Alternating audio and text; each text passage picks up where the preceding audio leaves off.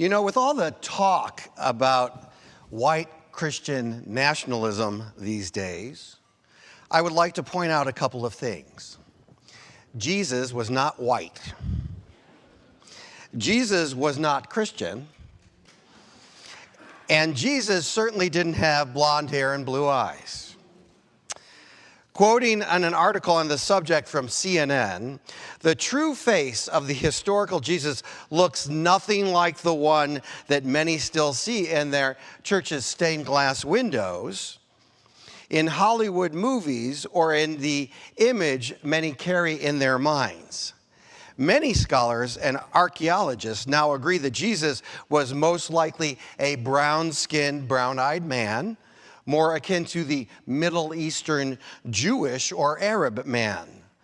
A commentator once said that if Jesus was taking a flight today, he might be profiled for additional security screening by the TSA. And in addition, being a refugee, he might be one of those targeted by the deport them all crowd. The first thought about imaging a different Jesus is to banish the attempt by history to make white skin normative by recreating this Jewish Middle Eastern rabbi or teacher as a Western European white man. Jesus was born into an empire of enormous proportion. It spanned from Western Europe to the heart of Africa, and possibly as many as 1 in 4 people on the planet lived under its rule. In the early years of the Christian movement, Christianity was just a part of a myriad of religious or other kinds of social groups. And according to the book Christianity, A Social and Cultural History, it said, in the ethnically, geographically, socially, and culturally complex world of the Roman Empire, people with similar interests banded together in voluntary association to preserve a sense of identity. They met in homes and taverns and club rooms, drawn mostly from the lower classes, which constituted the vast majority of the empire. They would designate some deity or deities as their patrons and honor these gods in formal ways as protectors or helpers. This was in part because the world of the Roman Empire was so often defined by domination and power, and people felt a need for protection from, among other things, the forces of empire itself. But the birth of Jesus, the way I believe it was meant to be told, was entirely a different story that was a contrast to the power of Rome and the ways of those days. I remember a professor in seminary once said to me, the story of the Hebrew Bible in some ways was about our relationship with God. It was kind of like this. But the story of the New Testament is a story of our relationships with each other. And again, Christianity, A Social and Cultural History states, the birth of Jesus calls people to a new mode of life in which the traditional human and religious values are overturned. Instead of retaliation and kind to those who mistreat them, they are to love their enemies, to give generously to those who beg or even steal from them, acting in love toward all other humans as they would themselves like to be treated. Now, the story of the life of Jesus could have easily been the first widely recorded call for people to shift their consciousness about how to live in the world in peace and goodwill. This was a call for transformation.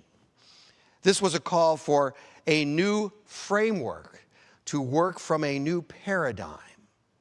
This was a call for metamorphosis. This is a process of one form transforming a previous one. It's akin to the expression we use when we say something has morphed into something else. The word evolved from the Greek language, as does the word metanoia, a word in the Greek version of the Bible, often meant or interpreted to mean repent.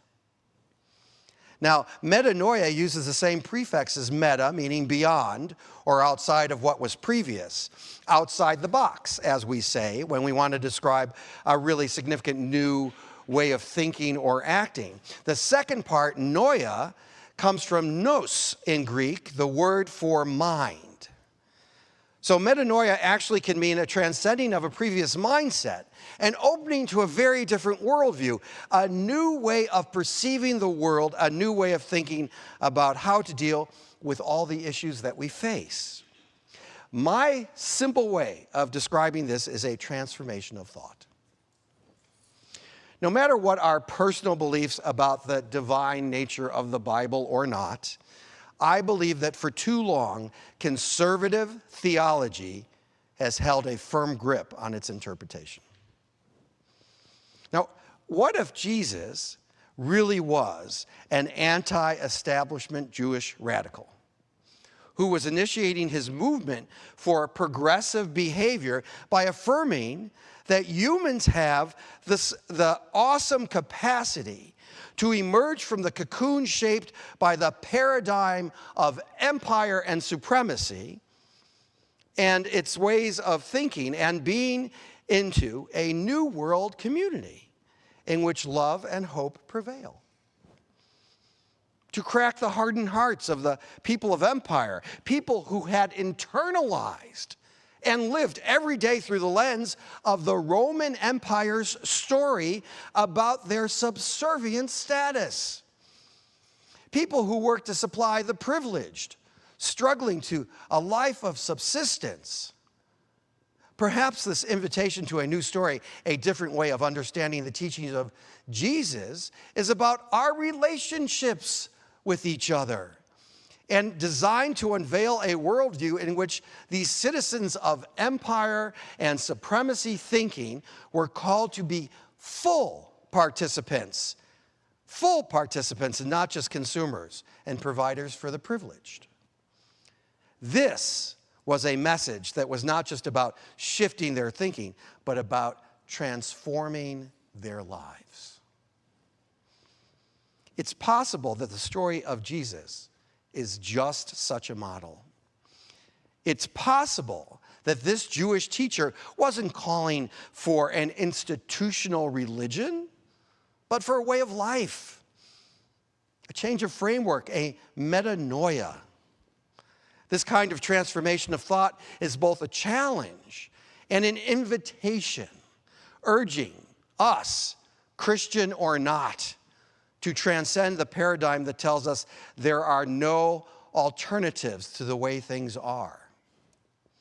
We can choose the common good, not to defeat opposition, not to create win-lose scenarios, not to react in anger with whom those you disagree, but to bring all of us involved to a new space of cooperation in a larger story. Too often, conflict is about negotiation or compromise, where there are expectations created about giving something up. What kind of world would it be if the expectation of most conflict management processes was not to give something up, but to create something new? Something that had not maybe ever been thought of or considered before. What if our goal wasn't to look at it your way or my way, but a third way, about something new, about something different? My favorite theologian, Walter Wink, and yes, ministers have favorite theologians.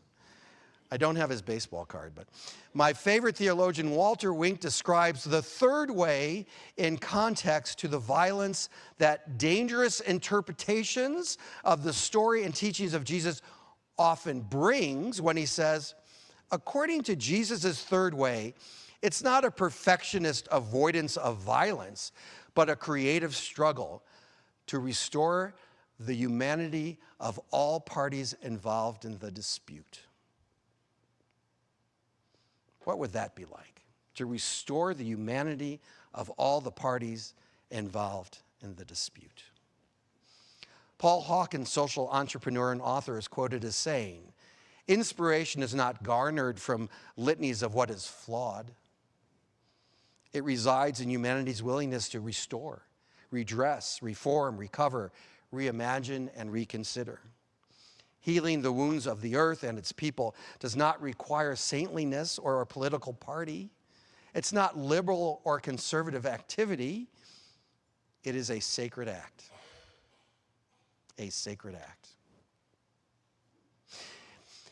As Unitarian Universalists, this invitation to a different Jesus also includes an invitation to a clear separation from what can be a very dangerous interpretation of the story and teachings of Jesus. Christianity as an institution and a theology has had horrible associations with terrible things.